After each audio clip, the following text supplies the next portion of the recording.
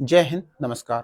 दोस्तों, आज हम एक ऐसी खबर पर चर्चा करने के लिए उपस्थित हुए हैं, जिसने पूरे भारत में सनसनीखेज मचा दी है और दिल्ली की सिक्योरिटी पर एक सवाल खड़ा कर दिया है। ऐसा मैं क्यों कह रहा हूँ? क्योंकि हाल ही में दिल्ली में जो संसद है, नई संसद, उसमें कई उपद्रवी स्मोक बम लेकर अंदर घुस गए थे और वहां बहुत सारा हंगामा किया। ठीक है। हालांकि सांसदों के द्वारा पीटा गया, उसके बाद में सिक्योरिटी फोर्सेस के हवाले कर दिया। उससे लिंक किस किस के जोड़े थे और उनको परमिशन कैसे मिली, उसके जो सेशन है वो हमने किया है। प्लेलिस्ट में आपको मिल जाएगा बकायदा, आप उसको देख लीजिए, पूरी बात आपको समझ में आ जाएगी। उसके बाद से 142 या 141 सांसदों को सस्पेंड कर दिया गया। ठीक है। तो बहुत बड़ा सेशन था और अच्छा खासा हमने सही शब्दों में, सरल भाषा में समझाने का प्रयास किया है, उसको आप देख लीजिए। ठीक है। तो ऐसा ही वाकया कल हुआ। कल दरअसल 5:30, 5:20 या 5:22 पर जो दिल्ली है, दिल्ली में इजरायली दूतावास के पास में एक बॉम्ब ब्लास्ट होता है। उसके बाद में एक अब्यूजिंग लेटर मिलता है और लेटर में रिवेंज, जो कि आपको पता होगा, इजराइल और हमास के बीच में जो कॉन्फ्लिक्ट चल रहा है, बहुत लंबा समय हो गया, लगभग 2 महीने से ज्यादा। उसमें इजराइल से रिवेंज लेने की बात कही जाती है, मेंशन की जाती है, और उसके बाद में द अल्लाह करके कोई ग्रुप होता है, वो जिम्मेदारी लेता है इस चीज की। हालांकि ये जो ब्लास्ट था वो छोटा मोटा था और इसमें किसी भी प्रकार का हताहत या किसी प्रकार की क्षति होने की बात नहीं होती है। ठीक है। उसके बाद में वहां पर एजेंसियां अलर्ट हो जाती हैं।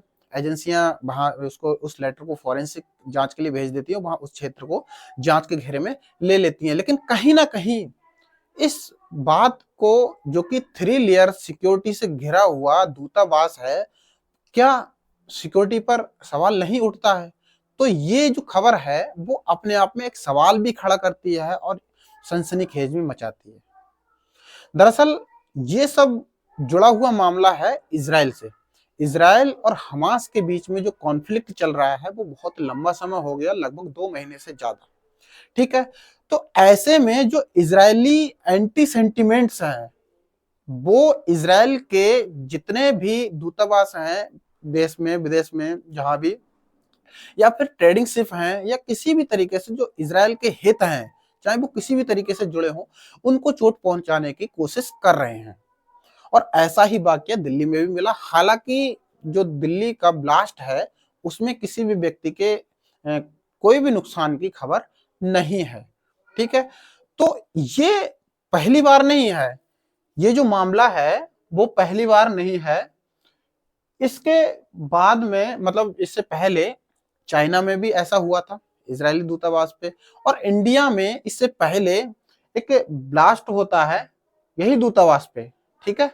यही दूतावास पे ब्लास्ट होता है, जिसमें सीसीटीवी फुटेज में 2 सस्पेक्ट देखे जाते हैं। ठीक है। 2 सस्पेक्ट देखे जाते हैं। उससे पहले एक नई दिल्ली में ही ब्लास्ट होता है, जिसमें इजरायली डिप्लोमेट्स की कार को दूसरी कार से टक्कर मारकर, ठीक है, वो इंजर्ड कर दी जाती है। ठीक है। उसके पहले उसी समय इजरायली दूतावास को ही, इजरायली एम्बेसी जो कि जॉर्जिया में होती है, उसको भी इसी तरीके की हर्ट करने की कोशिश की जाती है।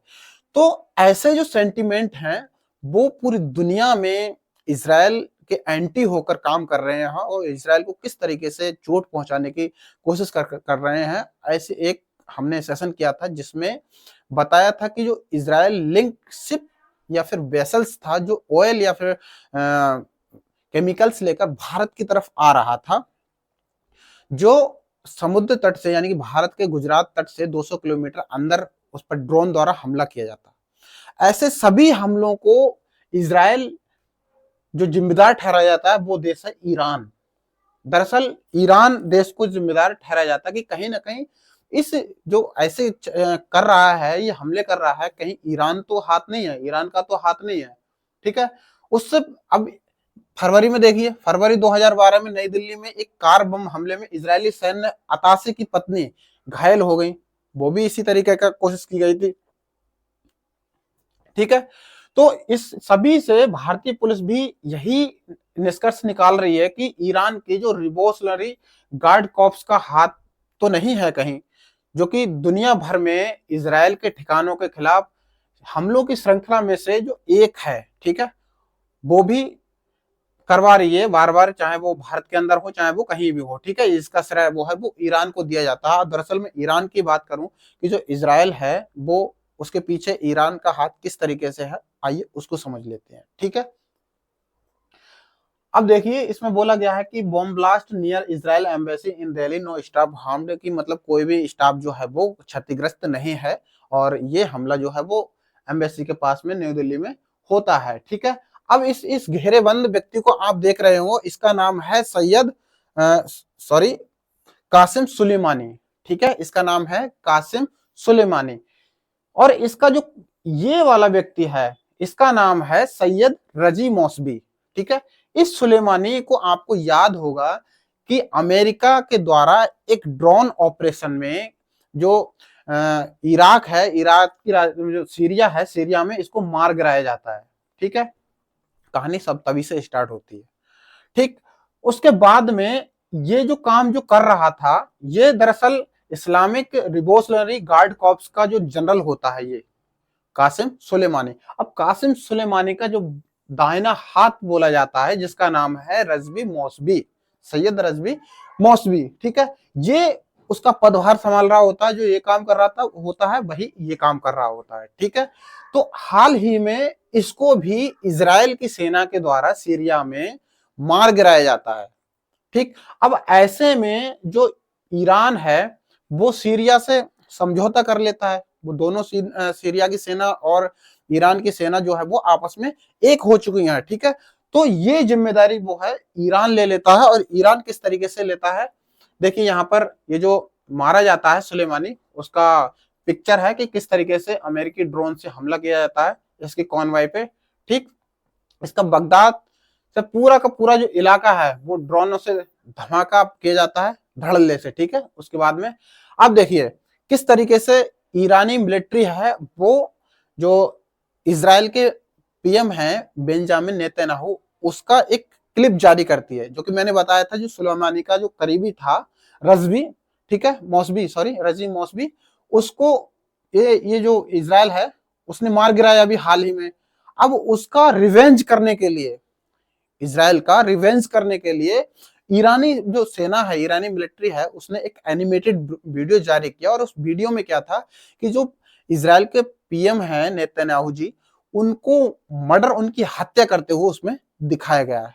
अब इस हत्या से क्या समझ सकते हैं आप कि किस कदर से ईरान के अंदर गुस्सा भरा हुआ है लेकर इजराइल को लेकर। इसीलिए जो ड्रोन से जो हमला हुआ था उसके इजरायली लिंक शिप पर, वो भी ईरान ने करवाया था, ऐसा यूएस मिलिट्री ने दावा किया था। हालांकि जो ईरान है, सॉरी ईरान की मिलिट्री ने एक सिरे से खारिज किया, क्योंकि वो हमले की जिम्मेदारी लेने से बच रही है, ठीक है। क्योंकि कहीं ऐसा ना हो कि भारत एक उभरता हुआ देश है और शक्ति संपन्न देश है, कहीं ऐसा ना हो कि अगर ये जिम्मेदारी लेता है तो वो ईरान पर हमला ना कर दे, किसी तरीके की हमारे दुश्मनी ना हो जाए, ठीक है। तो उस तरीके से इसने जिम्मेदारी लेने से बच गया ईरान। लेकिन यहाँ पर भी इस जो इजराइल है, इजराइल और ईरान में किस तरीके से जो लिंक है वो मिला है, क्योंकि जो रजवी है, सॉरी रजी मौसवी, उसकी हत्या कर दी जाती है किसके द्वारा, इजरायली सेना द्वारा, ठीक है।